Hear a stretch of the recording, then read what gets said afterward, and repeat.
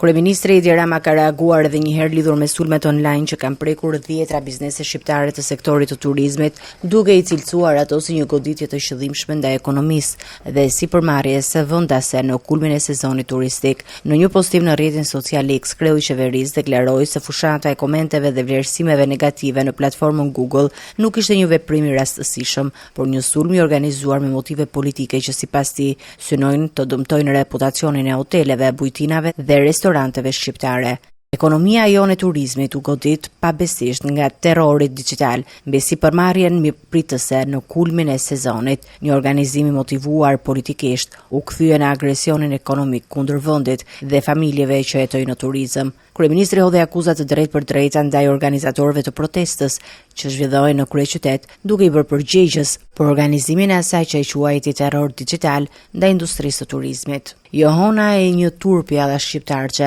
arriti deri në majën e piramidës së Google, ku autoritetet tona kërkuan ndihmë për të nxjerrë një sër sipërmarrjesh nga bloza e terrorit digital të ushtruar prej pengmarrësve të protestave të Flamingos, të cilët përmes 10.000 llogarive të hapura enkas organizuan dhe orkestruan një sulm të padëgjuar kriminal mbi hotele, bujtina, restorante, duke u hequr me dhunë yjet e mbledhura nga përshtypjet pozitive të klientëve. Sipas Ramos, policia e shtetit po vijon hetimet për të zbardhur të gjithë mekanizmin e sulmit, ndërsa autoritetet po punojnë për bashkëpunimin me kompaninë Google për rikthimin e vlerësimeve të palishme të sipërmarrjeve. Logjika e hurit dhe drurit që i ka dhënë protestës në ngjyrën e sorrave e zërin e korpave, nuk duan investitor të huaj, nuk duan biznese vendase, duan litar, burg, zjarr, tip naziskinësh me qeleshe komunistash me flamur në qaf, loro e balo të duar trokitur me pasion nga dështak zemrak,